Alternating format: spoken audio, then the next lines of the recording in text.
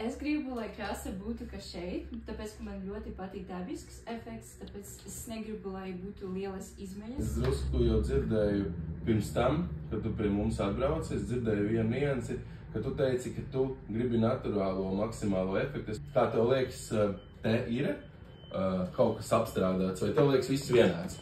Viss ir vienāds. Viss ir vienāds, jā? Tad es tev atklāšu vienu niansi. Principā šitāds efekts tev darētu, ja viņš būtu apstrādāts, ja? Jā, man ļoti patīk. Jā. Nu, tad es tev varu pateikt, ka te jau ir grunts divās kārtās, tā ir sistēma, plus laka.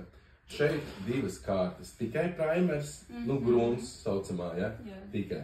Šeit ir vienā kārtā primers, ja? Grunts saucamā, ja? Tātad, principā, es arī neredzu baigi lielu atšķirību. Bet atšķirība būs tajā, kad, jo mēs vairāk kārtas, principā, un biezāks uzliekam, jo visdrīzāk tā nodiluma izturība būs ilgtermiņā lielāka, jo mēs nevarēsim viņu tik ātri nodildēt. Un šis ir tas variants, ka mēs klājam šo te gruntu divās kārtās, un tad pēdējā kārtā mēs liekam šo te vienu komponentu laku. Un tad ir šis efekts, un viņš ir maksimāli dabistisks, priekš tā, ka tā nav eļļa, bet tā ir laka, jo tā ir atšķirība liela. Viņš nenodils tik ātri, nav tik bieži varbūt jāatjauno, ja? Un tu teici, ka tev mājās ir suņi, ja?